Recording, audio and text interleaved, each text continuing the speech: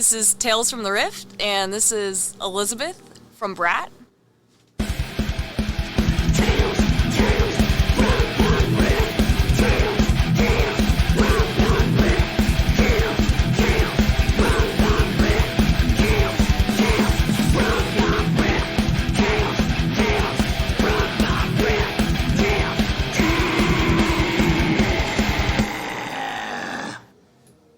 And we are back in New Orleans with Brat. And we have, introduce yourselves again one more time if you don't mind. Starting on my right. My name is Hennessy. Hennessy. I play bass. Plays bass. I'm Dustin, and I play drums. I'm Elizabeth, and I do vocals. I'm Brenner. I play guitar. Yes, indeed. So I've been invited over to the practice space and appreciate y'all having me. I really love coming to y'all element here and just seeing. I love the blood incantation in my Hannet flyer. That's neat. Gotta represent. Yes. And I was just telling y'all earlier that that I got to, I didn't get to make y'all show earlier. Was it last month? Or Yeah. A few weeks ago. Yeah, I'm a loser. I'm sorry. I mean, it was a Monday night, Yeah. So let's talk about as a group. When did Brat start? As a group, well, it started with Elizabeth and I kind of writing the music, a couple years ago at this point. Yeah, pretty much 2 years ago, like right now. And we got Dustin involved about a year ago, a little over a year. And then Hennessy joined in on bass in September. Oh, wow, just past September? Yeah, we had our dear friend James. He also does vocals in Missing, and he was playing bass for us for the first while, and he, I think just like didn't want to do two bands at the same time, and I totally understand that. Doing multiple bands at the same time is a lot. Tough. It's a lot. It's a lot. But yeah, Hennessy came in on bass at that point, and he's been with us since September. Played his first show with us for Mutants of the Monster Fest in Little Rock. Oh, wow. Yeah. So yeah, y'all had that little tour, and I mean, I was pumped, and because y'all started in New Orleans, I believe, with that show that I missed. I don't know what kind of constraint. I had some weird stuff going on that day. I remember, and Blaine couldn't make it. Blaine couldn't make it tonight, of course, because he works overnights at the hospital. Oh yeah. In Lafayette, but I still love him all the same. He's missing out on a good one, I think. As a group, what are the main influences that y'all draw from, as far as the sound's concerned? You want to go first, as guitar playing wise? Yeah. Well, it's kind of all over the place. I really like pretty much all styles of music, and like heavy music in particular. Like some of my favorite bands would be like Mind Eraser, and like Wound Man is another really good one. It's really hard to choose. Yeah, I think we take a lot from a bunch of different genres. Yeah. So we're not really like one thing necessarily, but it's kind of cool to hear what people call us. Like, I feel like we get a pretty like broad spectrum from like hardcore, death metal, or like grindcore, like kind of all over the place. Yeah, So- everybody says something different. Yeah, but Yeah, you definitely hear the death metal and the grind, but there's something more to it. There's more beneath the surface of what I see. And that's something I can get down with. I appreciate it. Like whenever Ben from Go to Horde told me about y'all, and he said how the live shows are like in between songs, y'all do like some recorded music. we do pop samples. Pop samples. Yeah. And he was just like, dude, you gotta see this. I was like, I will eventually. And then at the same time, Ben had sent me the link to your Bandcamp. And I saw the video, and I was like, dude, this is my new favorite band. Like, I just love I'm serious, man. I'm not just, you guys and Heraclean from Metairie. I mean, y'all the future of New Orleans. That's just my opinion. I was so excited to be here and interview you guys. So thank you again. Thank Yeah, you. thank Thank you. you so Oh, much. yeah. That's so sweet. Truly an honor. And so Hennessy, I did a little, some light stalking on your on your Instagram, and I see you're you're a man of many talents as well, man. You play bass, you play drums. I try to stay busy. Yeah, and so you were in a number of multiple bands as well. Yeah, I play guitar in Pussy Rot, and me and Brenner play in Cicada. I play drums and he plays bass. I actually saw you in Pussy Riot. Yeah. It was a couple years back at the Howlin' Wolf with Void, an album art from Lafayette. Yeah. Flesh Parade? Flesh Parade. Yeah. Flesh Parade. Sorry about that. Oh, yeah. yeah. And man, y'all killed it, man. It was That was fun. It was a fun show for me. I was like, wow, I've never seen something like this before locally. It's never a not fun show. Never not. No, not at all. Just try to have fun. Yeah. And I have another band, Congealed Beachescence, I play guitar for. It's newer. We've only played, I don't know, maybe 5 shows or something. Mm-hmm. But that's fun too. Man, so you're nonstop. Yeah. Take enough more than I can chew. I don't know. But hey, I make it work. Yep. Dustin, how long you been playing drums? Drum set probably since I was around 12. So probably about 20 years. But I mean, I was obsessed with drums probably since like 5-6 years old. I have an uncle who's a drummer, and whenever we go visit him, everybody would be in the swimming pool, and I'd be like, let me hit that drum set. Yeah. I Man, was just fixated on it, like inseparable. So who was some of your favorite drummers growing up? I think the first drummer that I consciously listened to was probably Trey Cool and Green Day, specifically Dookie. Yeah. I was like real young. My brother had it just blasting all the time around the house, and then later on Lars, Metallica, and then the first real like piece of music I tried to tackle was all of Toxicity Really? by System of a Down. That's a really And ambitious album to Yeah, conquer. and I taught it to myself for the most part. I mean, I didn't play it perfectly, but at like 12, 13 years old, I was getting through it. You know? Absolutely. And then I was very blessed to have some really talented instructors all throughout high school and stuff. So they really put me on game. That's awesome, man. Yeah. My young mama asking, like, so which Metallica album or song kind of like broke you into that metal phase?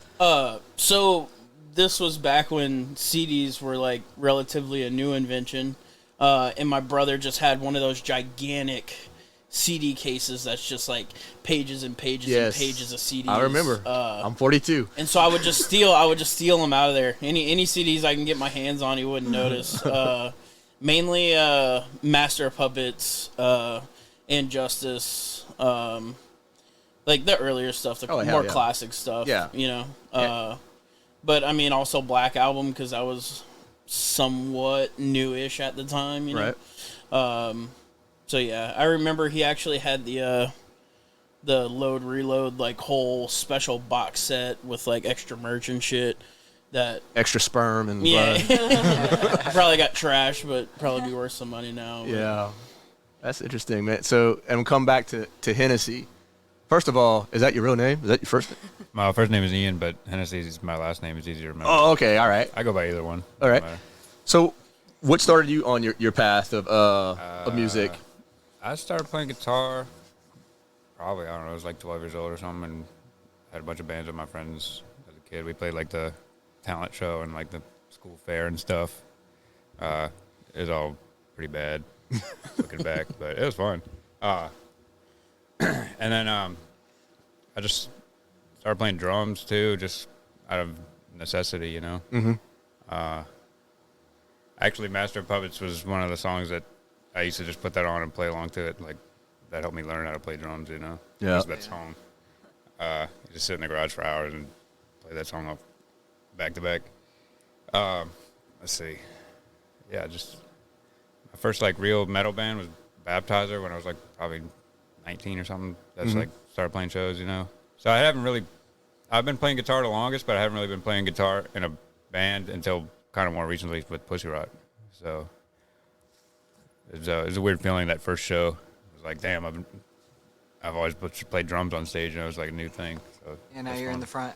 yeah, it's totally different. And then playing bass too, like just something else to do. I bought Yeah. a bass when I was like 12 years old or 14 or something, just to like have it and like play along to like Rage Against the Machine and Red Hot Chili Peppers and stuff. Just It's the same based one on he uses to this day. Yep. Yeah. Oh, that's awesome, take me man. on this journey. That's neat. You know, Bass haters, bro. I know, right? It's a lifer base. Yeah. Yeah. so I didn't get to ask Dustin, but I'm gonna ask now. So y'all, everyone grew up. I know he came from Houma. You came from the New Orleans area as well, or I grew up in San Antonio. Okay. And moved to Louisiana, where my family's from, in Thibodaux. okay? When I was 15. And there I laid dormant for like 17 years and then eventually moved to New Orleans. But playing shows in Houma is how I met Brenner, Okay. because he had a venue there and we had several. I mean, everybody knows everybody, so Yeah. countless mutual friends. And then when I moved to New Orleans, I just saw that he posted like a heavy riff on Instagram one day. And I was like, bruh, let's start a band. That's some tight shit right there. Yeah. Because I hadn't played anything heavy in probably like 10 or 11 years. I had like a more experimental grindcore band like when I first started playing in bands called Arguing Semantics. And then that kind of got pushed to the side because our guitar player moved to Houston, so it was hard to link up to do that. And then I was playing in like a psychedelic rock band called the Ivory Suns for like the past 11 years. So That's nice. And you're from Hennessy. Were you from New New Orleans? Orleans, born and raised. That's it. Which neck of New Orleans? I've lived all over the city. Really? Yeah, but I was born in Lakeview, Okay. but I've lived at every neighborhood pretty much all over the city. Yeah. All right. So Liz, now we get down to you. Yes. So The only non-native. only non-native Damn. over here. The Called out. transplant. Yeah, I know. Called I've out. been hearing it my whole time here. hearing it first. Fine, yeah. So what started you on your musical journey? My musical journey, I guess in like 6th grade, I started listening to like classic rock. Mm-hmm. And then in middle school, I started getting into like more punk. My older sister really liked punk, so like she kind of got me into that. But I didn't really listen to metal until like high school. So Yeah. I started listening to like metalcore and hardcore in high school. And then I moved to New Orleans, and that's when I like kind of branched out, I guess, from there. What took you to New Orleans from Texas? College, actually. Oh, college? So yeah, I went to Loyola. What? Yeah. What you majored in? So funny you should ask. I actually Death went metal. there. Yeah. Death Right? I went there for business of music, All right. and then like my second year, they got rid of the program. What? Yeah, so I ended up doing business management with a minor in music industry studies, which is actually like way more practical. So it worked out. You're talking to a fellow business major as well? Oh hell yeah! Yeah, That's the move. Yeah. I actually graduated UL Lafayette. It's not Loyola. Yeah. But I graduated with a management degree in land management. Oh cool. So it's not cool. It's just being too nice. It sounds like this band was made, as a like impact of COVID. You guys had 2 years? We started the Sorta, band yeah. right before COVID. Right before COVID? Okay. For sure, yeah. Yeah, and But this is how this, what all the equipment you see is because of COVID too. Oh, yeah. So I mean, I was like, I need a creative outlet. I need to do something. But anyway, so which, like metalcore and hardcore bands you were getting into, Liz? God, let me go back to that Called time in out. my life. Yeah. Yeah, right. I really liked Whitechapel, which I guess is kind of more deathcore, but metalcore. I mean, Born of Osiris, like just basically anyone you would see at Warped Tour, I guess. So That's interesting because I interviewed the guys from Heraclean, and the bass player said, he's like, man, I never missed one Warped Tour. Oh, yeah. Growing up, Warped Tour was great. and I made one here in New Orleans, and it was great. I had a fun time. I was like, there's no metal bands. I was kind of. Yeah. Yeah. I know. I remember they that did that way. here for like 1 year, right? Like Yeah. not maybe like I forget how It long wasn't ago it was. super long Like ago. maybe 5 years I ago, know. 6 years Yeah. ago. A or bunch of my something? friends went. Yeah. Yeah. I was like, Yeah, I didn't hear great things, but I just heard it was really hot, and it was like in a Metairie parking lot or something like that. Is that Zephyr Field? Was it? I I'm not sure. Yeah. That's where I went. I went to that's Zephyr Field. okay. With, That must have okay, been what yeah. it was. Yep. Okay, yeah. so in high school, you get into like straight up metal, like death metal, right? Yeah, I guess you could say death metal. Sure. So which bands in high school you were jamming? I mean, yeah, like I really liked like Whitechapel. I'm trying to like even remember. I haven't listened to a lot of like that style, I guess, since that time in my life. So I don't even like remember like Oceano. Like what Oh, were the yeah, other bands that I was listening to? I know you Oceano. didn't. You didn't listen Oh, to yeah, the Devil Casey Wears is Prada. Strange. Acacia Strain. That was Thank a big you. one. Yeah. Job for a Cowboy. That was. I was another, never like a that was huge big Job one for a me. Cowboy Job for a fan, Cowboy? but Yeah. Yeah. The Yeah. first 2 albums, sick. Yeah, they are sick. I mean, not to say the rest aren't. I just kind of like grew out of that. Right. Yeah, no, it's like I said, it's just kind of like a style I Like haven't listened 06, to in a long 06 time. to 09, metalcore. Yeah. Like, yeah. So Brendan, take me back to the days of Homa, where you just a little wee boy getting into the music, and what just compelled you to start writing these punishing riffs, man? I mean, I guess it really depends how far you want to go back. Dude, we got all the time in the world. I mean, it started out, I was like 4 years old, stealing my brother's Rancid NoFX CDs and stuff like that. Like, I know, like, everyone thinks, like, those bands are lame or whatever, but I still like them. They're super foundational for me. And then whenever I was, like, 13, I think it was, I moved to downtown Homa, and there was a venue called Mainstream. Yep. And I used to be able to like walk there. My mom would take me, and like you could go there on like a Tuesday night. And I feel like the all ages scene is just different back then. I mean, it makes me sound like old or whatever, but you could go on a Tuesday night, like a school night, and it'd be all local bands, just like screamo bands and stuff like that, and it'd be packed. It'd be like 150, 200 kids in like a school night, and that's kind of how it started. There were a lot of it was like during that like scene era, there were a lot of like metalcore and like screamo bands playing right down the street from my house, so that's kind of how it started. And then I guess I really got more into metal whenever I moved here, because I mean everyone's into metal here. Yeah. So just opened up the world. So were you you took lessons growing up, or everything self-taught? Yeah, pretty much self-taught. I started playing piano when I was like 9, just messing around on it. And I dabbled on that for a few years, and then my parents bought me my first bass when I was 12. So bass came first, Yeah. then the guitar? Yeah, I didn't actually touch the bass for like 2 years until I was 14, like really. I started just like looking. My sister taught me how to look up tabs online because she played bass. Okay. And she taught me a little bit, but mostly she taught me how to read tabs. So Yeah. I just taught myself with tabs online. That's I was awesome. like playing bass for a couple years before I picked up guitar. And that's what I tell anybody who wants to learn how to play guitar. Say just learn how to play bass first.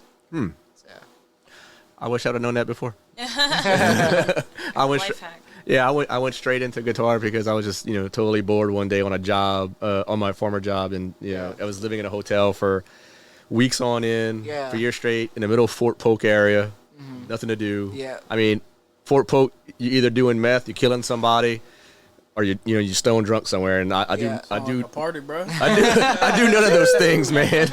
Next tour, Fort Polk. Oh my god. Oh, y'all would kill it. They got nothing going on over there but the military. So yeah, y'all would do awesome. I mean, there's just throw a rock. You'll hit a strip club. You can play for sure. Hell yeah. sounds like a good time. It is. It's all hurt. So what was the first? I guess the first song on guitar or bass that just like floored you, like just to keep it going, like that you learned. Oh man, I can tell you the first song I ever learned how to play was "Say It Ain't So" by Weezer. Really? Yeah, That's a good song. It's a good album. yeah. No, that is another super foundational album for me. I don't really listen to it much anymore, but when I was like growing up in like middle school and stuff, it was my jam. Yeah. But I don't really know. Whenever I was like learning how to play bass, I was playing like a lot of like Bring Me the Horizon and Avenged Sevenfold, stuff like that. Mm-hmm. It's like that's the shit when you're 15. Oh yeah. So I mean, when I was 15, what was 95? So I was still into death for sure. Oh, yeah. And Tomb, because like I had yeah. I did older cousins of mine that were just like throwing all kind of influences me Yeah. in Homa. man, you were into way better shit than I was. I mean, We all have our own journey. exactly, man. Like my family put me on a dark path from the jump. It was like because we were all skateboard. Like me and 3 older cousins of mine were all skateboarding in Dulac and Homa. Yeah. And it just came with the territory. We would watch skate videos. Oh, yeah. And they had like Ridiculous Soundtracks. soundtracks. Yeah. ridiculous Fucking right, soundtracks, yeah. man. Yeah, And just thinking about someone in Homa in 1995 listening to Entombed, it's great. Yeah, You dude. it's hard to picture. You know? we did it. I That's mean, awesome. like my cousin.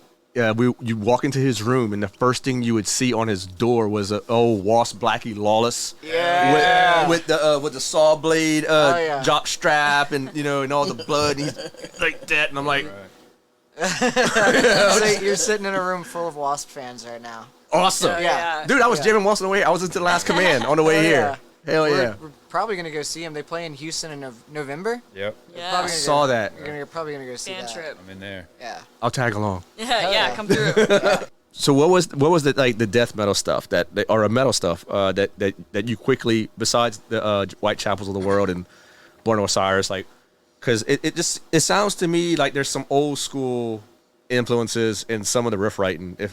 Am I hearing that wrong or No, that's true. I didn't start getting into like more old school stuff, I guess, later on. Mm-hmm. Like I really like a lot of like old school thrash and stuff like that too, like Sodom and Yes. Annihilator, that kind of stuff too. And I started getting more into that like whenever I started listening to Power Trip, because like I started listening to Power Trip maybe like I don't know 5-6 years ago, something like that. And then I was like, oh shit, like I really like thrash. Let me go back and check out like all the old school bands. And Dustin mentioned it a little bit. I used to own a venue in Homa called Spanky's Music Hall. I didn't know that. It was relatively short lived. I only had it for like a year and a half, but that like introduced me to a lot of new genres just because of the bands that would come through and play. Like before that, I was only into really like punk and ska, and most of what we had there was like hardcore and shoegaze. Yeah. And so like that introduced me to those genres, and so there were just a lot of cool bands that came through that introduced me to styles that I wasn't familiar with before. What type of shoegaze you're into? I'm curious. Like I really like Slowdive. Yeah. Slowdive's a really good band. Of course, like the staples like My Bloody Valentine, that sort of stuff. Yeah, Lush. I don't know. I could just go on and on. Please do. We got that. Some really good friends of mine. My friend John, who plays bass in Missing, he has a shoegaze band called Blair. Okay. It's really good. It's like post rock, that sort of stuff. And they would play my venue like once a month. And Wow. so I loved them, and I would see them all the time. And I got all sorts of like recommendations on bands from them. So I mean, every time I talk to someone who's got some shoegaze influence or admiration for the genre, I always got to ask, have you ever got into ISIS? a little bit. Yeah? I Love haven't it. done like a super deep dive, but I'm familiar. Man, I tell you what, like those guys, as far as the post metal scene, I mean, they kill it, dude. That's like, if I could say like that one band that actually like saved my life back in 2008, it was ISIS. Oh, hell yeah. I mean, I could just put on any one of their tracks and just like it's like Calgon, just take me away. I'm Yeah. in another world. But yeah, so I would say check out ISIS and definitely Jacob. Jacob's really good. It's pretty much all instrumental, but I mean it's hypnotic. Yeah. It really is. Makes me love think it. of like Pelican a little bit if you're a fan Yeah, of them. I know Yeah. Pelican. I know Pelican too. Pelican's cool. And Yeah, I'm glad you mentioned Pelican because it's been a Yeah. long time since I listened to him. yeah, one of my first punk band, I played with a really good friend of mine named Greg. He introduced me to a lot of that kind of stuff, like Pelican, and I know I got into a lot of like deeper metal shit whenever I was like older, but I was forgetting, like, this dude introduced me to, like, Waking the Cadaver. Yeah. And, like, all those, like, really, like, crazy grindy bands like Cock and Ball Torture and that sort of shit. So Yeah. he was getting me into that when I was like 15. So Damn. there was a little bit of that. Yeah. a little See, bit of that. you were in some really extreme shit at 15 too. Yeah. You know, it was just, Yeah. you know, like my extreme growing up was, you know, the Intunes, the Cannibal Right. Corpses of the world and stuff like that, you know, and you're listening to that. Yeah. Cock and Ball Torture and shit. Yeah. So that's awesome, man. I dig it. What was your first band like? I mean, my very first band, I was 14. It was like, we used to cover like Waking the Cadaver. It was like that kind of shit. Just like, yeah, just like super like brie grindcore. And we Bree were called. That's a thing. It is a thing. It is a thing. Bree grindcore. But we covered Waking the Cadaver. It was terrible. We were called Food. It stood for our own demise, but we just called it Food. Yeah. And then I had a punk band a few years later that was like, it was like punk ska. It was kind of like Operation Ivy type punk. Oh, I have a friend in Oregon who loves Operation Ivy. Yeah, it was that kind of punk. Shout out, Chris. Oh yeah. But yeah, I mean, there's been a bunch, so a bunch of bands. Man, you're very well-rounded individual when it comes to listening to music. It more than just like riffs. It helps with like songwriting, like song structure and things like that, and just having an idea for like breaks that don't maybe just sound like every single other metal break. I don't know. Yeah. I like everything. So other than Brat and other than the other band you're in, it was Missing? Missing, yeah. Missing. Yeah. So other than Brat and Missing, what are some tunes right now that you're listening to? Like what's in your playlist right now? Oh man, been listening to the Beach House. Yeah. I like Beach House. Orville Peck put out new music that I haven't listened to yet. I really want to listen to that. I don't really know. I'm trying to think. I listen to a lot of audiobooks, honestly. Oh yeah. Yeah. What's your air quotes reading right now? Count of Monte Cristo. Oh yeah. Yeah. That's a great book. So, first time I've never read it, but My fiance would just like she's right now her heart's like beating so full for you because she loves that book. She loves it. She was a teacher for a little while, and I'm sure she was like mandatory reading for her students. yeah, I'm sure. But Yep. no, it's hard to think of what I'm listening to at any time because I just like half the time I'm listening to books. So Yeah. So what's on your playlist, Liz? Right now for like heavy stuff, probably Wolf King and Yautja. yeah, It's of course, Wolfgang. been in the Really good, rotation yeah. a lot lately. A lot of Moby. Love Moby. I love Moby as well. Yeah. Yeah. Incredible. Ingrown. We've been Ingrown, listening yeah. to this band Ingrown a lot. They're really, really sick. That's something I need to get into. Oh, they're really cool. They're playing here yeah. in, Are they? next In- month Oh, okay. with Drain. I don't know if you know that band. Mm-mm. They're like California hardcore. Okay. Yeah, they're really cool. Yeah. I've been listening to this band Play a lot. It's really good. Ariana Grande, always.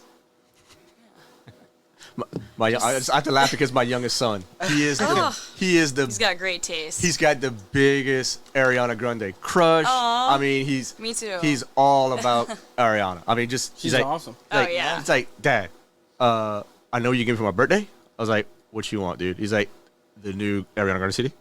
Like, just get with it. Just get with it. Like, okay, man, I got you. Oh yeah. He's got good taste. Yeah.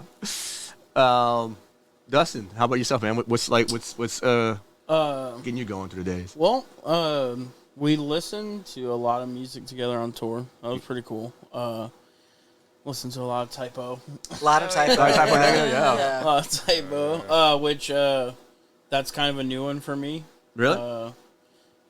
I mean, I've always been aware of it, just never crossed paths with it. But Yeah. now I think sometimes that's better, because maybe you're not always ready to hear music, and then it hits you at the right time sometimes, Yeah. Oh, yeah. It was very enjoyable. I have a very similar experience with the band Death Angel from California. It's like, I've always saw the name, Yeah.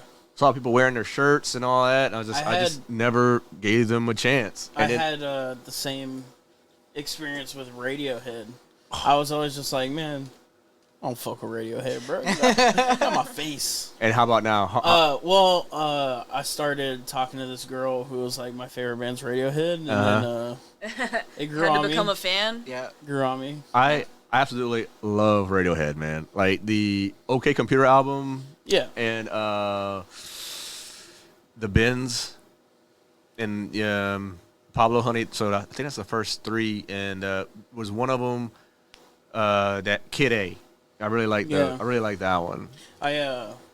My best friend is a big Radiohead head. And I was like, all right, bro, I need you to tell me where to start. Like, put me on, chart out my course.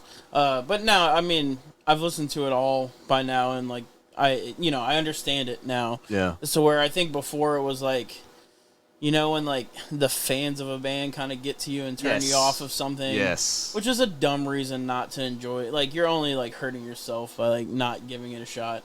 But like I said, I think you got to come around to things when the time is right. Right. And the time was right, and now I enjoy it and love it, and it's part of my life. And It's the same relationship. It's the same relationship I have with the Beatles, believe it or not. Like, yeah, I don't want to offend anyone, but I'm not the biggest Beatles fan. I appreciate what they did for music. Yeah. I mean, they broke some barriers here and miss there. me with that Beatles shit. But Yeah. but man, it's like every fan of the Beatles is like diehard, like It's- Beatles lunatics. Yeah. I mean, I think Yeah. bands like that are so divisive because Yeah. it's just like, I don't know. I feel like that doesn't represent like the best form of music for my taste. Right. Right. And so other things kind of led me in other places, and I feel like anybody can relate to that, Yeah. I mean, for me, it's like my Mount Rushmore is it would start with Sabbath, Death, probably ISIS, post metal, and Dark Throne. That's just the way I'm going with that. That's my Mount Rushmore right there. Yeah, it's a good one. But Thank you. Yeah, it's a good one. not to derail the current listening Yeah, well, yeah. situation. So we other it's ones, okay. This is what we do on my podcast, man. We go off topic, we come back on the to. tangent. I'm bad about it, man. Oh, dude. I'll go in all kind of directions. You gotta steer me. I think I'm like undiagnosed ADD, so don't worry. You're good company. Same. I'm only having this realization, past 30. So, but I've been getting into this artist called Lorne. It's like very dark, not quite lo-fi, but really grainy sounding synths. I don't even want to call it EDM. It's just electronic music. It's a dungeon synth. Kind of, but it's not. It's not. It's like somewhere between like music with a beat and complete ambience. Yeah. But just like the textures in the sounds that this person creates is like really intriguing and beautiful to me. Yeah. Other than that, Suavemente. Oh yeah. It was our song of tour. Yeah. We played it, I don't even know how many times. A A lot. couple times a day, a few times a day. Got us amped up. Yeah. Breakfast. Breakfast. Yeah. Breakfast, lunch, and Suavemente. Yeah. I need to check that out. That's something I'd. Boy, do you. You're in for a It's, change. one single Change your track. life. Yeah. One single track to rule It's a them bold all. statement, Hennessy. Very well could. And then Between the Buried and Me Yeah. is like by far like my favorite band, so that's always in the mix. Cool. So I'm getting amped up to see them. They're going on tour, and I'm super hyped. Hell They yeah. play in New Orleans. I don't have to drive to Florida or something. Yeah. I just recently came back from Florida. Like I went to the Chuck Schuldiner tribute show sick. in Tampa. Man, that was a sick fucking show. I mean, the only person that was missing was obviously Chuck, but Bill Andrews, the drummer from Spiritual Healing. But they had everyone else that's been on. And Christy too. Christy wasn't there. Or Sean Reiner. R.I.P. Goddamn. And but yeah, I mean, amazing show.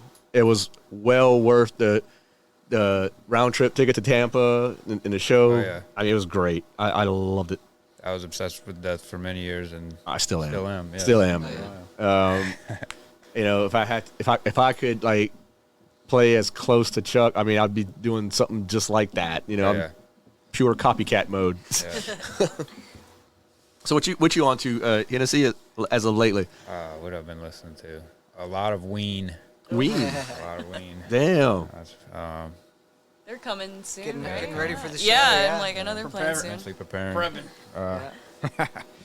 Yeah, that's what else? And yeah, I've been on old school Metallica kick recently.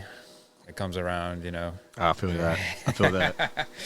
You know, all the classics that everything you've been into is in high school. It comes back around. It does. Yeah, It It shows does. right the whole time. It does rule. And you get to be my age, and you just stick with it. You just Yeah, keep yeah. going back and back and back. It's like, hey Yeah. Mo, did you check out this new? No, Yeah. Yeah. no, I'm still on creators. Yeah. Pleasure to kill.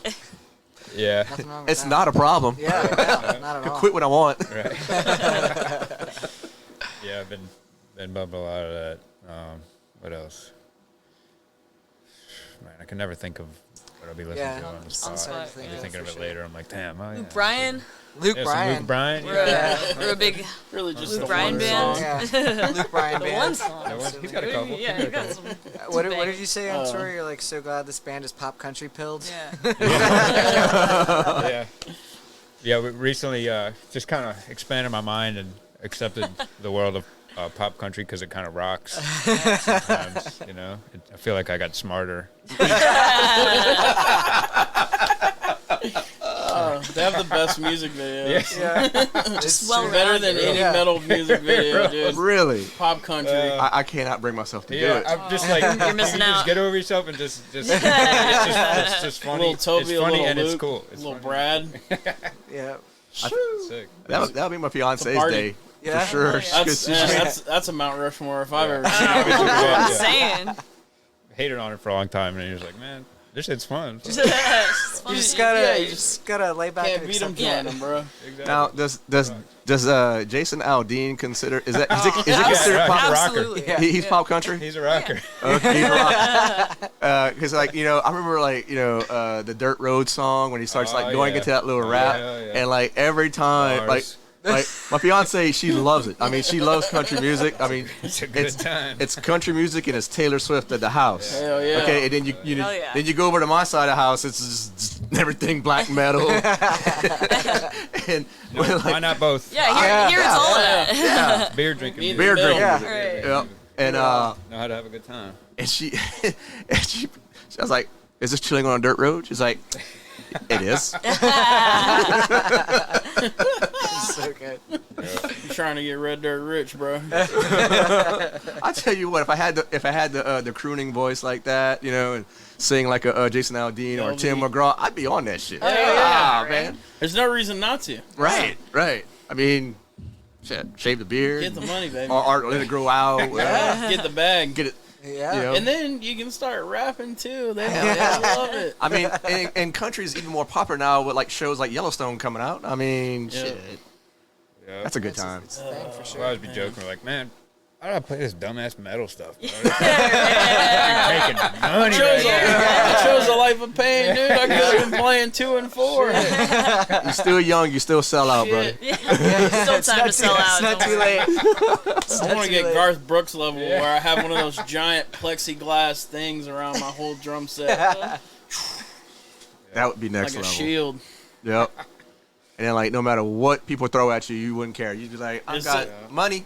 Yep. Oh, yeah, dude. Beer. That's right. Throw me a beer, brother. Said, boy. Throw me that bush. Yeah. So tell me about the writing process. What is it together as a band, or it starts with the riffs, starts with the drums? So it's kind of becoming more of everybody now, but the way it started was like 2 years ago, right? Like maybe 3 weeks before COVID began. Yep. I started like I had keep a guitar next to my my bed, and I would just like sit down to play or whatever, and I'd just come up with riffs, just whatever came to me at the moment, and then I would record it on my phone, just like on my voice memos if I liked it, and then I would take all these that I had in the bank, and I would go to my drum machine and just kind of see what riffs fit together, and just put a drum track behind it, and put the bass and everything, and eventually write lyrics and vocals and all that stuff, and kind of came to the band with like a complete song, and that was like the first 7 or 8 songs. Now that we've got a full band, we're, writing with everyone involved. Like, Dustin's writing some of the music, and she's writing some of the lyrics. Like, it's becoming more of everybody. So we've got some new music that we're working on that is more of everybody. Yeah. Yeah. So how long did the first EP take to write? About 2 years, you think? So probably about, man. To I'm trying to write? think. I feel like to write, maybe 6 months. Yeah. Oh, okay. We were like kind of on hold for a long time because of the pandemic, but Yeah. So that's why we, I think we could have had things going a little bit sooner Yeah. if it weren't for COVID. For sure. Fun fact, we actually wrote and recorded all the songs. Like, all the songs from both EPs were recorded at the same time. We just split it out over 2 releases. Oh, all right. So, like, all these songs that are released now have been, like, complete songs for at least a year. Mm-hmm. So the new music we've got has been, the past few months, and now we're starting to, like, write more stuff again now that everything we had finished is out. As far as the recording's concerned, where did it all take place? It, like all in house, or y'all went to a studio? Oh no, we go to James Whitten, James Whitten. High Tower. Okay. Yep. That's the man. And where's he located? In Fontainebleau. Fontainebleau. Yeah. All right. He does everything, like the mixing, mastering, and all that good stuff. Yep. Awesome. Oh yeah. Yeah, he does a lot of, or I think he does like most New Orleans metal bands. Yeah. Yeah. He does Thou, I Hate God. I Hate God. Yeah. So. So y'all He's the man. y'all in good company. Yeah, we're like, Sure. we're in good hands. Yeah. He took really good care of us. Yeah, Yeah. for sure. He's just Super sweet. very easy to work with. And also put our name in a lot of ears as well. So Yeah. very, very sweet guy. That's awesome. He's engineer / agent, basically. Can't go wrong with that. I imagine. Man. For sure. So how many songs y'all got in the bank right now that y'all set to record eventually? Well, there's 2 that are like 90% or more done, and there's like, I'd say like 1 or 2 that are still like partially formed that I'm still working on. So, visually, it's like you can't help but see Liz up front. Yeah. And so was that like a deliberate thing? Like they're starting out. I mean, y'all obviously had the relationship first. Yes. Yeah.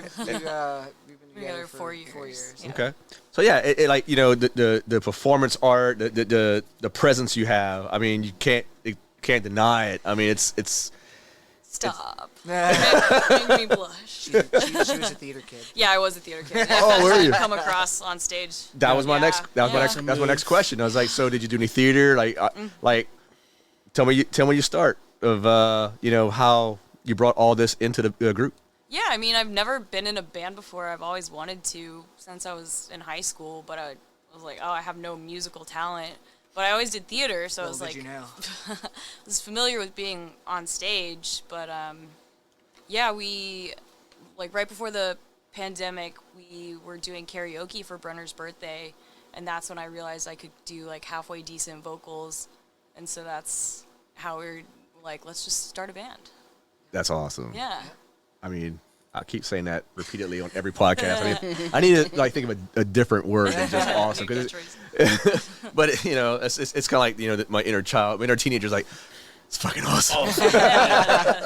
Awesome's a good word. Hey, if it fits, it fits. It Yeah, fits. right? It fits. Absolutely. It invokes awe. That's right. I also had a brief stint in doing pageants too, so I like the stage is my home. Yeah. Some would say, but but yeah, the music part of it. Born to is still- stage, forced to work. Yeah, right. That's right. I saw that Paris Hilton actually liked y'all merch Oh, on she- Instagram. She Yeah. didn't like it. She loves it. She loves it. She loves it. She loves it. And I was like, holy shit. Yeah. Yeah. I was like, never did you think you'd be excited about something like that. Yeah.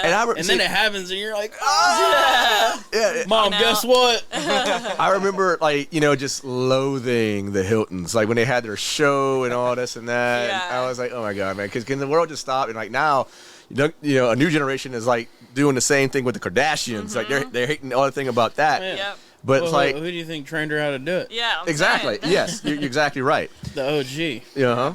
And it's like, dude, like parasite on their shirt.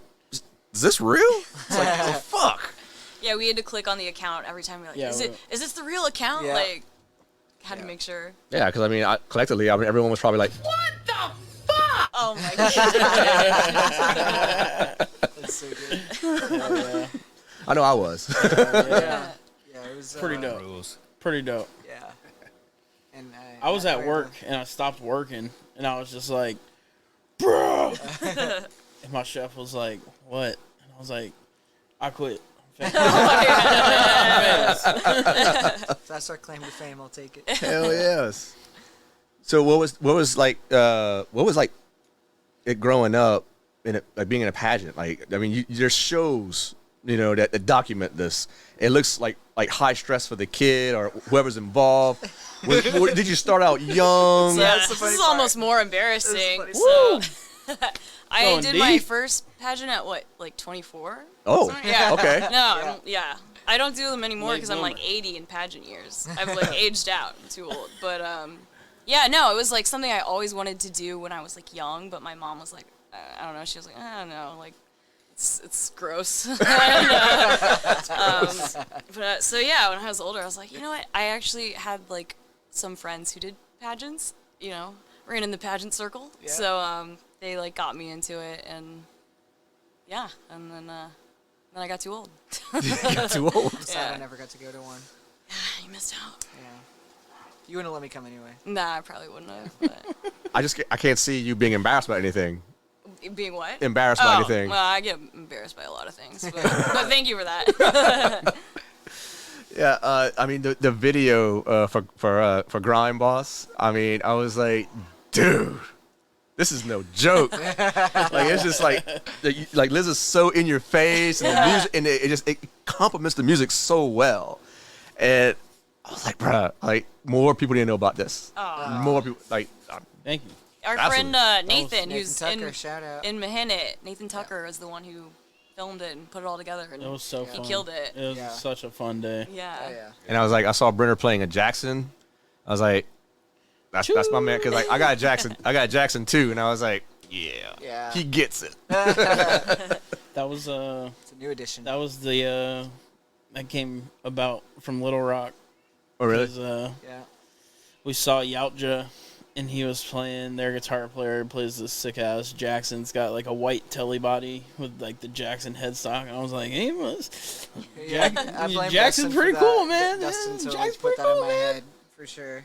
And then we get back, and he's like, this is your fault. Yeah. And then he sends me this picture of this like sexy fucking Jackson purple. Well, no, you sent me the first one. You sent me was it's black with like Black. hot pink trim on the bevels on the body. Yeah. Yeah. And then he was like, man, that's cool, but I'm gonna take it a step further. Yeah. I'm gonna get the nicer one. But yeah. Is that a King V or is it a Randy Rhodes? Yeah, it's a RR24. Okay. Yeah, Randy Rhodes. But yeah, thank this dude. Maybe get on a payment plan and shit. I was like, Jackson's pretty tight, man. Yeah. It sounds pretty good. Yeah. It was worth it though. Yeah. Super worth it. Yeah. Love that thing now. I got a Pro Series soloist, and I want another Jackson eventually because I mean I just love the way they play. I mean I really do. Like, but then Sammy talked me into getting his signature. Yeah. So I'm Oh, waiting man. on that to come through. I played it. I played his, and We talk about it often. Yeah. It comes up. it comes up. It comes up. I'm waiting. I'm trying to get him to build me a lefty one. Really? Yeah, So sick. Poor baby. it's a curse. Yeah. You're a the lefty? curse of the Yeah. lefty. Oh. It's, Yeah. it's awful. It's truly a curse. It's like a disability. Crutch. Yeah. I should get a check. Right? Probably not so bad when you're playing drums though. Yeah, Drums Yeah. are convertible. yeah. Yeah. I do have to get left-footed double bass pedals. True. Oh yeah. Sucks. Yeah. 2 left feet. If only. Yeah, right. So, where do y'all want to see Brat go next? Like as far as like y'all touring right now. Like how far y'all want to go with it? Super The Bowl. top, baby. Super Bowl, yeah. Yeah. Yeah. Super Bowl. Halftime show. Yep, that's Yep. right. That's the end goal. Dang, I didn't even A think about Grammy. that. That would be sick. Yeah. What? Yep. Yeah, I want them to give us a Grammy at the Super Bowl. Yeah. That's the goal. Yeah. Then we can retire at Yeah. that point. You're gonna dream Hell big. yeah. Yeah, right. Yeah, but I mean, for real, like we're just gonna keep doing what we're doing, keep putting out music, keep touring. Just keep doing what we're doing. Are y'all on a label right now? No. No. Well, I mean, we're not super like hard trying to get on one either.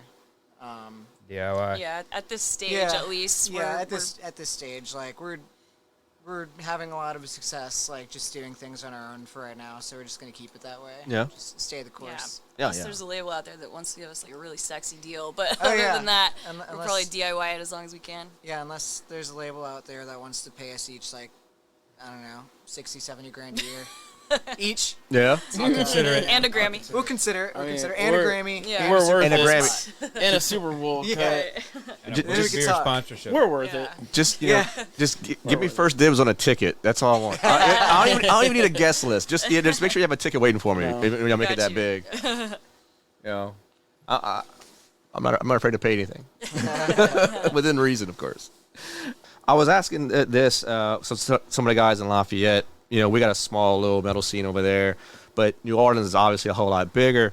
And what do y'all see that Brat can like? What's something new that y'all contribute? I want to hear your own words. Like, what do y'all feel like?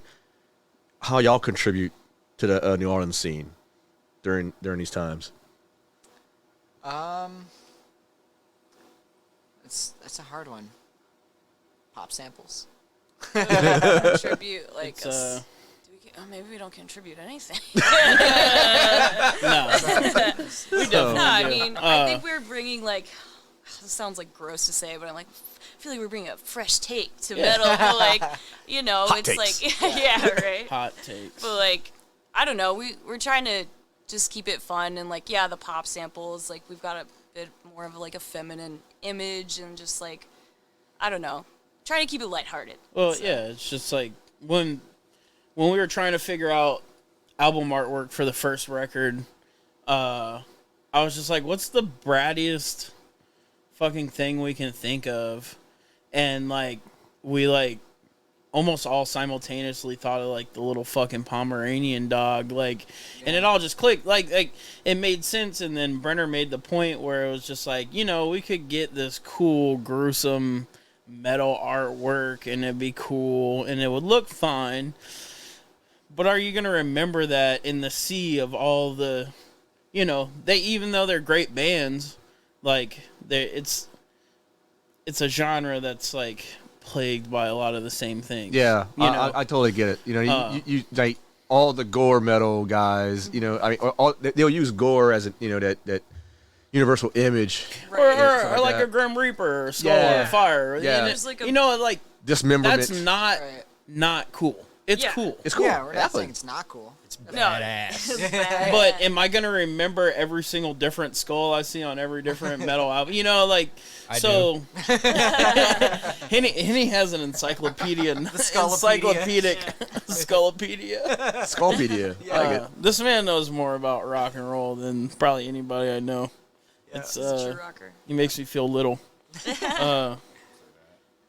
But no, and so like you see this stupid pink dog, and I'm like, a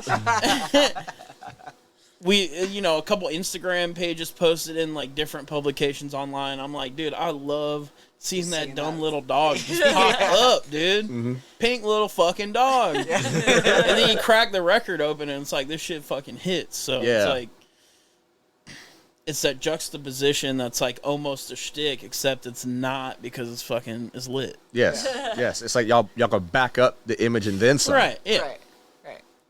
I totally understand Makes that. it more We're brats, memorable, bro. Big Brat. Yeah. So how did the name come together? Oh man, I wish I could like pull out the notes on my phone of like just all the names Brenner and I had like thought of before we landed on Brat. I feel like it took A probably close to a long- year. We had like I think probably all the music done before we had figured out a name. Like Yeah. it was like, but once we got the name Brat, it was like the whole image just kind of like came together. So Oh yeah, But yeah, and then, like that must have happened like right before I joined the It band. did, yeah. Because like once I was like, yo, we should play heavy music, a couple weeks later Brenner was like, hey, you still want to join a heavy band? And I was like, yeah, sure. And then he sent me all 8 demos of the songs. So like that was a cool tidbit for me that I kind of feel like a listener because I heard all those songs in one rip. You Right. know, it was like guitar, drums, vocals, bass, all of it was done.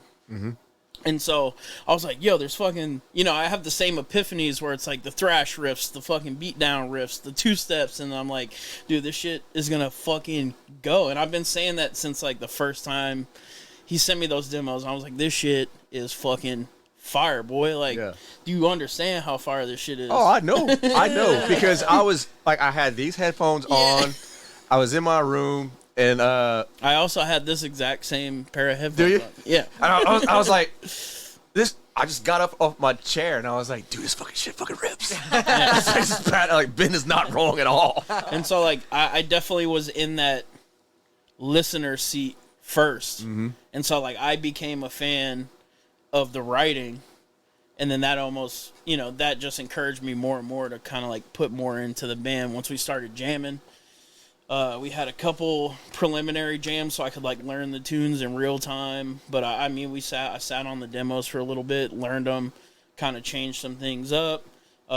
Made sure that was all cool with them, added a little spice, and then we re-demoed everything for like click track purposes going Right. into the studio. So we did all that work before we even went to go record. So once we were recording, James Whitten, man's a beast. It was just like everything just fell into place, and then just the name Brat like came the pink, you know, like all the gears were just turning for like 6 months straight, and then we get all of our ducks in a row, and then we just like dropped it, and it worked out great. So who's the main like lyric song like lyric writer? Yeah, that's Brenner. Brenner? Yeah, that'd be me. So what type of inspiration you draw from as far as the lyrics are concerned? He loves this question. This is always a really funny question for me. Uh huh. Because everybody always asks me this question, like what inspired lyrics for you? Like, where do you draw from for this? And I'm like, I honestly don't really have anything. I am not like I like dark shit, Yeah. but I'm not a dark person. So, like, I just, Don't tell me that. You got long hair, you got black shirt, you got tattoos, buddy. You look pretty evil to me. thank you. I'll take that as a compliment. But like, I know myself like inside, and I'm not like a kind of person. Play the really. devil's music with the guitar. Like I was really into creative writing and stuff like that in school, so I did a lot of that, and I just I like writing words that sound cool together and Yeah. things that flow well, and I just like reading a lot. So like the lyrics don't necessarily come from a place of like darkness or depression or pessimism or anything like Yeah. that. I just like the style Mhm. of like dark lyrics, and I just like to write things that flow and things that just sound good to me. Just from it comes from more like a creative writing standpoint, I guess, rather than like pulling from like an emotional sort of thing. Do you ever think to yourself whenever you're writing, is like, this would be some really cool shit for Liz to say, and she has no idea what I'm talking about? Dude, whenever you like read the lyrics, it's like, man, are you okay, bro? It's like, it's got some. Is this a I'm cry like, for help? Yeah, it's like shit's so dark, and like neither of us are dark people at all. No. I'd say so. It's like it's funny that's what comes out when he writes. Yeah. There was one time when we were demoing the songs, and it was actually at their old apartment, and I was like, what's that one, what's those 2 lines? And he just like spoke them to me in this most like calm tone, and I was just like, what? I was shook. You remember the I line? was like, damn. It was from Is it from The Locust Freeze. Oh yeah. Fruitful Chillings. Made fertile by blood spilling? Yeah, and he just said that line like it was just like nothing, and I'm like, what, cuz? I remember whenever I first showed you the lyrics I had written for Mean, and you were like, "Oh God." I know. I was like, oh no. Something intense. like, what was it like? Going to our sons and daughters, like Yeah, lambs to the like, slaughter, yeah. or something like that. So yeah. besides The Count of Monte Cristo, what's some other books that you love reading? Oh, I really love like pretty much everything Stephen King has ever done. I still haven't My read. man. I haven't touched on everything because he's got so many fucking books, but I've probably gotten through at least like 20 or 30 of his books. Oh, Like, wow. I really like his books. Which one's one of your well? Give me your top 3 of him. Oh man, I'd have to like really think about it. I really like Cujo. I know that's like not one of his more popular ones. That but was the scariest movie for me growing up as a child. Dude, it's terrifying. Fuck. It's like, I know that was like one of his most like cooked out books or whatever, but Yeah. I fucking love it. Like, Yeah. it's so good. Like, I Just did like, not want a dog ever because of that movie. Like, Yeah. I was like, fuck that. Just like it's such like Fuck a, all dogs. But now I got 4 living in the house. it's just like such a like absurd concept that makes like a dog would never act this way, but if you can like suspend your disbelief and think about this woman being stuck in a car for like 24 hours with a killer Saint Bernard, Yeah. just hanging out outside ready to like kill her the second she steps out of the car, she's like, fuck me up. Oh yeah. Yeah, that's a good one. Pet Spoiler Sematary. alert. Yeah, right. Pet Cemetery, love that one. That was like my first Stephen King. Oh yeah, that movie too. Yeah. Yeah. The original Pet Sematary. Yeah. Whenever the this Achilles. sister just like crawling and Yeah. I'm like, oh fuck you. I always Dude. think about the Achilles tendon. Yeah. Oh my god, yes, dude. Gotta run and jump into bed, boy. Yeah. Oh man. Yeah, Oh. that shit haunts me. Y'all some sickos. Yeah. Yeah. Shit. Old Man River when he cuts his the tendon. I was like, "Ah." Yeah. And I just knew it was all over the moment they buried Church. What's another one? You like Misery. Misery? Misery's great. And like I had seen Pet Cemetery before, like the movie before I read the book. Mm-hmm. I saw it when I was a teenager. But like pretty much all of his other books, I would read the book first Yeah. and then watch the movie after. And like Misery was one of those. I really like Misery. Cujo. Watched the movie after. God, there's just like so many. I can't think of them off the top of my head. But man, what's the one with it's like the guy who owns the store? Needful Things. Needful Things. I really like I that love one. that Needful one. Things is really good. Yes. Also, really weird movie. Yeah. Like, it's not a great movie, but it's good. It's really good. Yeah. Yeah. When it came out, I was like, dude, it's like this. You know, I was young when that Yeah. came out, but still, you got the point of it. You know, Right. like devil comes to fucking some made Small up town, small yeah. Massachusetts town, of course, or Maine town. Right. Was it Maine? Maine, yeah. Maine. Yes. Oh, and It, of course. Yeah. I love the book. It. Is really The remakes are really good. Yeah, I like I it. enjoyed the Yeah. movies. Yeah. Really long book, but I like a good long book. The Stand, I really like The Stand. Yeah. I haven't read a book by him that I didn't like. That's awesome, dude. Yeah. Okay, so like now that me and Brennan's done bromancing over Stephen King, so what's like whenever y'all not doing Brat, like Liz, what do you enjoy doing? Pass the time. I run every day. I'm a big runner. Track star. I ran track across country at Loyola. Really? Yeah. Wow. Yeah, so that's really my only other hobby. I actually run too. Really? Yep. Oh, that's I was a awesome. Marine for 8 years, Oh yeah. and we had to run the minimum of 3 miles for our physical fitness test, right? Uh-huh. So it's like I'm running a minimum of 3 miles. Yeah. Like I just if I do anything less, the ego kicks in. It's like, the fuck, you weak? You know? You could be sprinting. Yeah. Less than 3. Yeah. I could sprint a mile. Like, that wasn't good enough. Yeah. I'm the opposite now because I have bad knees from Yeah. running since I was in middle school. And so I used to be doing 8-10 miles a day, and now I do 3 max. But I still run every day, but I'll just do I guess more like 2 to 4 miles a day. So you run every day. Every day. Yeah. I'd Yeah. say like 6 days. All right, 6 days a week. Yeah. Okay. Thanks, Brenner. Called I'm out. watching you. I'm watching Drama. He's like, yeah, you take breaks. Take breaks. See you 1 day a week. All right. You're like, I'm gonna fact check it right now. Yeah. That's impressive. Jeez, 8 to 10 miles a day. Me. Well, yeah, that was like in my prime, but not anymore. So, you ran long distance for Loyola? Yes. Cross Okay. country. Yeah. She's still fast. Oh no. She's still fast. What's the pace? Oh, and now it's not fast at all. I mean, I'm probably do like 3 miles at, I don't know, 8:30 pace. But just, It's still fast. I mean, It's still fast. sure. Thank you. Not slow. But yeah, I mean, I just run like for fitness. I'm not trying to like do races or like push myself or anything really much anymore. So, and then Brenner and I are both, well, mostly Brenner, but he's got me into it too, are into rock climbing. And then we're trying to rope Hennessy into it as Yeah. well. Yeah, slowly but surely. It's kind of Yeah. fun. Yeah. You getting into it, man? I mean, I only did it once. It Came was for fun. the Done it. first time last week. He's done it once, It's like- and he was like a natural. Yeah. I didn't think I'd be into it, but it was. You have them long limbs, dude. Yeah, he's It You gifted. got the rocker build. Yeah. Rockers and rockers. So you must do a lot of pull-ups. Yeah. Yeah.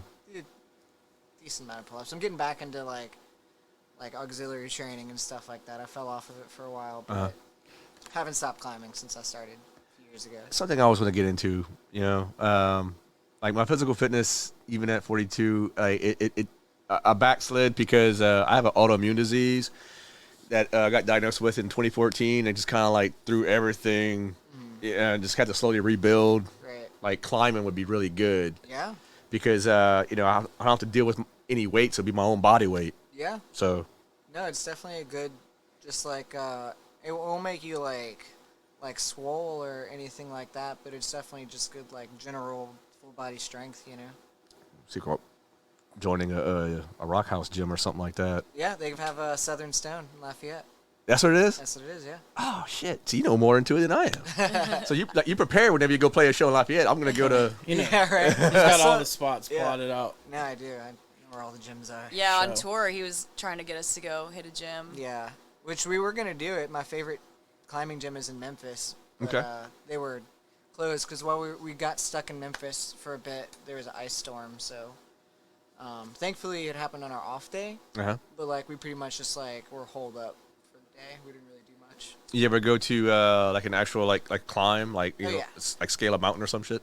I mean, we don't like do like full on mountain climbing or anything like that, but we'll do like 70, 80 foot climbs outside and stuff like that with ropes and stuff Okay. like that. So we go climb outside and stuff too, but it has to be like a trip because it's very flat around here, so we have to Yeah. travel 5-6 hours to find any real rocks. Like Arkansas? Yeah, right that's there? like we're actually going to Arkansas in like a couple weeks. Hell yeah. So. Last time I was there was Petit Jean Mountain. I went check out over there at a campground. It was real nice. Where's that? It's just north of I want to say Conway, Oh Arkansas. yeah, that's like just getting into the Ozarks. Mhm. I know exactly where it's at. Yep. We passed through Conway to go where. we're Pretty going. place. Yeah. Oh yeah. Like you don't have to go far to find some nice scenery. Just No. right there in Arkansas. Yep. Come out to the side of the room. So what? So whenever you're not busy, Hennessy, and you're not, putting down the Taco Bell, what you got going on? Yeah, I just try to play as much music as I can. Go to as many shows as possible. Hell yeah. I don't have too many other passions in life.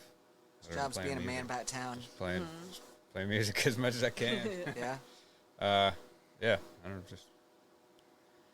That's pretty much it. That's pretty much it. Yeah, I don't know. What else do I do? I don't know. Drink beer and Hey. Sounds like a good time to me. Yeah. How about you, Dustin? Which I am a serial hobbyist. I just like figuring shit out, So I get into all kind of little things, but mostly I've been trying to stop doing that to pursue music, obviously, but outside of music, I also I make jewelry. Okay. Like very into like crystals and spiritual healing and stuff like that. So That's interesting. yeah.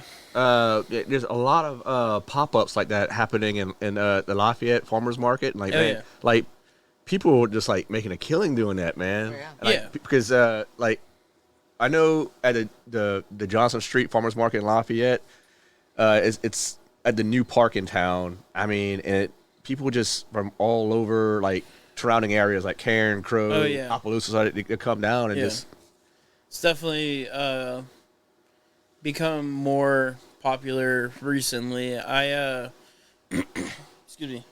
I kind of got into it making merch for my other band okay. because we had this kind of like backstory with this like release that we were gonna do. That was like a lot of anime imagery, but like there was a like a vague backstory, but it revolved around crystals. And then so I started making crystal necklaces to sell at shows, kind of as like we've always done like handmade one-off merch things. I like doing stuff like that. And then once we kind of moved on from the band thing, I just kept making jewelry, and I would typically just give them out to like homies and people that I love. And then times get hard sometimes, so you're like, anybody want to buy some of these now? You know? Yeah.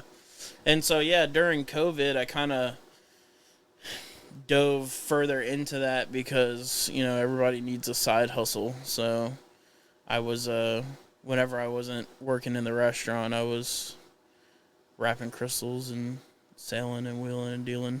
Yeah. So, and then Brat stuff, yeah. Managed to sell a few on the road. Yeah. I did. We brought a handful of pieces with me on tour and sold a few.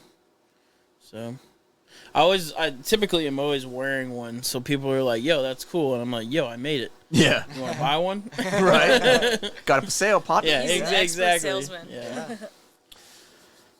We're at we're at the point of the show where I have to ask like everyone like, and since there's 4 of y'all, no, everyone gets 6.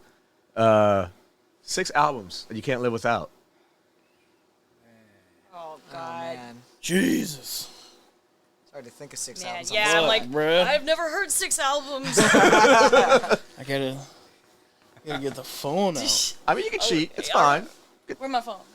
What am I listening to? That's And hard, bro. the first person to jump in and just, if you got your 6, just go ahead. Something you can't live without. Wait, what was it? 6 albums all the time? What was it? What was the question? Question is 6 albums that if your house is on fire, you gotta man. choose. I can go. Which 6 is gonna? Mine are gonna be all over the place, all right, but go I ahead. can go. Go ahead. Justin. So I could just pick 6 Between the Buried and Me records. Okay. Hey. If I had to pick one, I'd say probably Colors, even though that's like an easy answer for Between the Buried and Me. Uh-huh. But that was such a... I love their albums before that, but that one really propelled them to become what they are now, and like really solidified their style as a band. And like watching that happen in real time when I was a young person, a young musician, Yeah. like they play musicians' music. The term dorchestra Orchestra. is kind of like coined around them, and Dream Theater, where it's just like you see them live and they're kind of just like stand in one spot for the most part and like jam through their record, and it sounds pristine and perfect, and like that's for that band, that's what I love. Right. I mean, granted, the crowd's still going nuts, but they're just the orchestra, like doing their thing, ripping through solos and shit like that. So, I'll go Colors. Deloused in the Comatorium by the Mars Volta. I love That's a good that. one. That's a great album. It's Good choice. I cannot say enough words about that album, so I'm not even gonna start.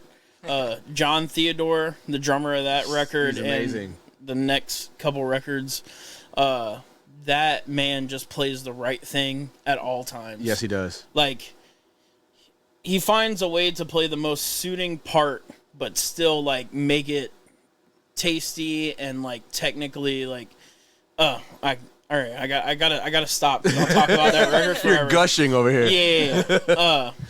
That's just one that just hit me again at a time when I was like, it was mind blowing. It was mind blowing. And then when you get into the concepts and the just, as you can tell, I like prog. I'm a big prog nerd. Merriweather Post Pavilion, Animal Collective. I heard that record for the first time on vinyl at an acid party. I was not on acid, unfortunately, but again, I was younger, so it was like a very seminal time in my life. Yeah. When, getting into new music and just like yearning for weird. I want the weirdest shit you can throw at me, and so I'm into grindcore and I'm into like weird fucking synth ambient, But that record in particularly had that like pop substance that made those songs really relatable and like palatable. And, of course, when you're on drugs, it's just like, this shit's fucking tight. And I particularly remember at this party, me and my homie were smoking, like, the worst ditch weed. But somebody had a volcano. Oh, wow. Like, vaporizer. And that was like, but, this is like over 10 years ago. So that's like a big deal. It's like those things were expensive. They were brand new. Right. And like we blew down a bag of this volcano of like this terrible swag. And we're just like, no, dude, I can't. My feet are growing into the ground. I can't get up. And then this album's going on at that time. It's great. Oddblood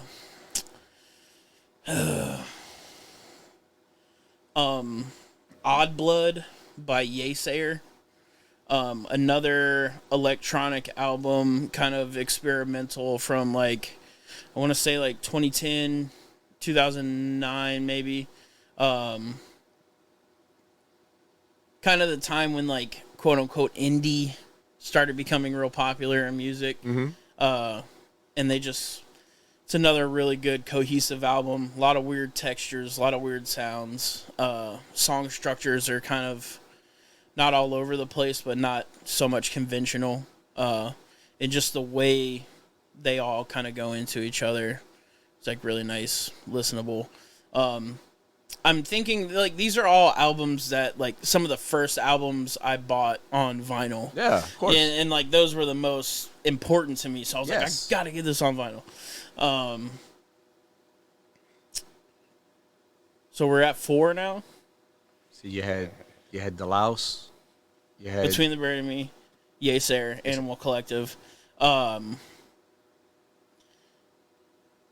It's this band called Tube Lord. They're from the UK. They're only together for a short time. It's either the Night of the Pencils EP or Feed Me a Box of Words EP. It's a 3-song EP. And the recordings, they just have so much character to them. It's like British math rock in like the early days of it. Yeah. There's like cool tapping parts, weird change ups, weird stops. The vocals just slap. And just the character of the recordings are like immaculate. And they pressed it on 7-inch with 2 of the songs from the record, and I had to order it secondhand from Japan, and it cost a bunch of money, but I got it, and now I love it. And I mean, this is a toughie because there's just so much fucking music. Yeah. That made me, but these are the ones that like were in that era. This last one's a toughie. I ended up going a little more like indie and math rock with my list, even though there's like definitely deep metal roots. But like, I think of the things that I was trying to emulate in my playing most when I really started like getting my chops up, and like all this stuff kind of feeds into that.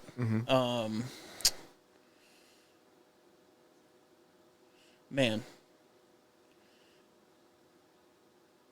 Honorable mentions would be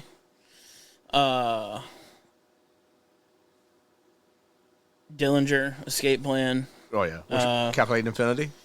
Or Pretty much any of them. yeah. They're all their own thing. They really are. And, like, if you just sampled their music, you would be like, oh, this shit sounds the same. But if you listen to it, it's like each one's a different animal. I mean, a lot of converge. I'm trying to think what my final one will be, though. It's got to be Maps and Atlas's first or second record. Tree Swallows Houses, or I can't remember the name of the second EP that they put out after that, but it's just fucking great shit. All excellent choices, in my opinion. Thank you. Very well diverse too. And another special shout out, this band called Twin Killers. Mm-hmm. That was from Baton Rouge. Okay. And Thou, of course. Can't go wrong with the homegrown stuff. That's that. Yeah, like once I really started playing music, like I started listening to more of the music that was around me. All big influences. This band called Crushed Diamond too, from Homo, who's a homie of ours. Shout out Tony. Yeah, Big Tone. Good shit, man. Hell yeah. Music's tight. Music's tight. Liz, you ready? No. no? Where are you? Brenda's ready? Yeah, I got my little list here. That was a toughie. Yeah, it's Yeah. such a hard question. I'm It's- like, I'm, God, I mean, it's a lot of amazed pressure. that you're able to do that on the spot. I know, right? Well done. Like I said, I thought about the first vinyls that I bought, and it's like Yeah. that's the most. I still have them in a special section in all my records. They're like all together. The first probably like 10 or so records that I bought. Yeah. If you start a record collection, you're gonna buy the. I didn't even touch hip hop. Like that's a tough question. It's a really tough You're a one. dick, man. That's hard. Terrible. Get I down feel to like I I'll didn't represent myself well enough. I mean, you had some honorable mentions, so I mean, you had the opportunity. I did. not one person has done that honorable mention. So kudos to you, It's Justin. hard. Nice. Yeah, I had to cheat, and like I Yeah. got to get them in there. It's too many. It's too many. But those albums. Give me a hip hop album. Come on. Everybody's gonna fucking hate me for this, and I don't give a fuck, cause Let's hear it. Kanye West, Oh. Beautiful Dark Twisted Fantasy. I don't give a fuck. Look, hey, First one. I'm not gonna even speak on it. No, Like, go ahead. that's Go ahead. it. I was That's- kidding. I was kidding. Oh no, it's all good. I'm just saying, like, I'm not trying Let's to. do this. Let's do it one more time. Kanye West's what, Beautiful Nightmare. My Beautiful Dark My- Twisted Fantasy. Yeah. So good. Oh yeah. Brendan, you ready? Yeah. Let's do it.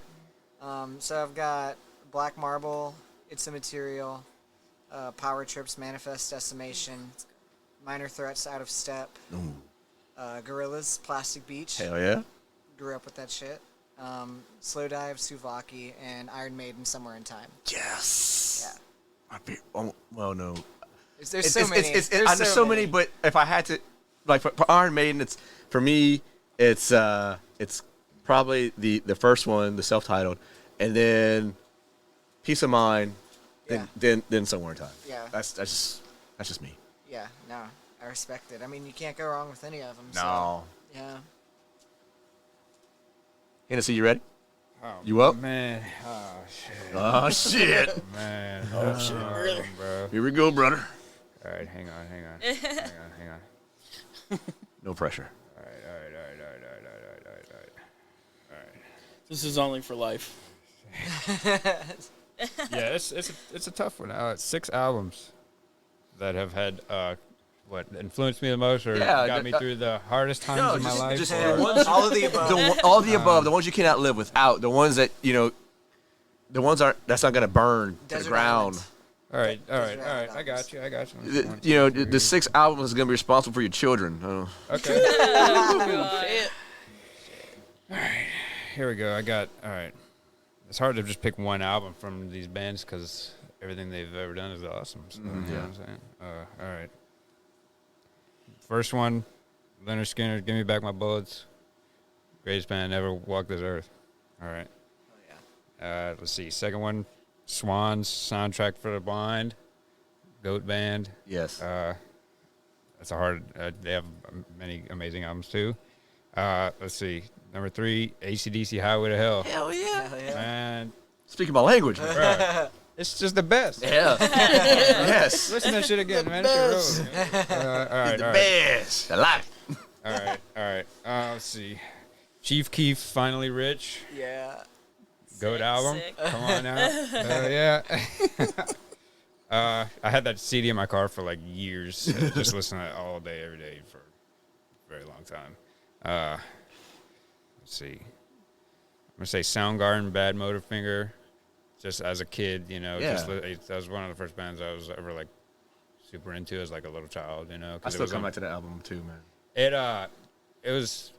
I used to have this PS1 game, Road Rash, and the sound. It was one of the first games that had real music on the soundtrack, and it was like Soundgarden and just a bunch of different grunge stuff, and just playing that as a kid, you hear those songs over and over and over and over again. You know, it's like just burned into your brain. So yeah, that had a big impact on me, and I'm say last one. I'm gonna say Funkadelic, Cosmic Slop. Hell yeah. Just probably one of the coolest bands to ever live. So that's probably it. Man, you remind me so much of my one of my Marine buddies. Yeah.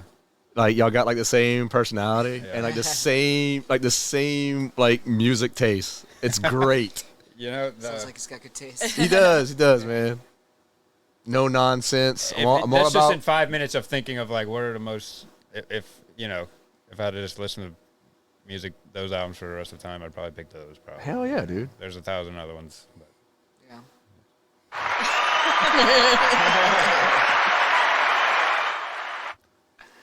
Hennessy, everybody. Hell yeah. All right, so I try to just think. I was like, if any of this like ever comes on, I'm never gonna be like, oh, you gotta change it. So like that's my basis. That's my basis for this. This is the theme right here. Yeah. This is just it's too much pressure. So and Brenner said Power Trip, and I was like, oh, I gotta change my list. I was like, I gotta add Power Trip on. Could have kept Jesus it. Priest had to come off, so sorry. All right, so Moby Play is number 1. Piss Jeans. I went with Why Love Now because I probably like the most songs off that album, even though I like their earlier stuff maybe a little more. But Fleetwood Mac, Rumors. Great album. B-52's Cosmic Thing. Power Trip, I went with Manifest. And then LMFAO, Party Rock. Let's go! Oh, that's awesome. I mean, I love it. I love all y'all choices. I really do. I mean, I think, just hearing everything that y'all mentioned, that's what makes Brat. It's like y'all have so much diverse and variety of music that you got to choose from, as far as, like you said, the strong structure writing part and the riffs and Dustin holding it down with some progressive drum beats. I mean, it comes out. And Hennessy, you just a good time. I mean, Dude, you said it. Man's You vibe. fucking said it. I mean, there's nowhere else to put it, man. Like, it is no nonsense. I'm just gonna fucking be, hold know up the what low it end is. and just party it up. I just know play what it bass, is. bro. That's just like I got the easy job, though. fucking right, man. Dude, I can't thank y'all enough for allowing me to come to y'all practice space, get to know y'all. Thank you. And man, I can't wait to see y'all live for the first time. We're gonna close it out, and thank y'all again one more time. This has been Brat, and be on the lookout for them on coming on tour soon. And they got 2 EPs out on Bandcamp. Be sure to check them out on Spotify. All that stuff. Yeah. And I'll be sure to Preferably Bandcamp. yeah. Yeah. And I'll be sure to post all the links for y'all in the episode caption, so we'll get the word out on my end. All right, Awesome, y'all. thank you. And we out. Woo!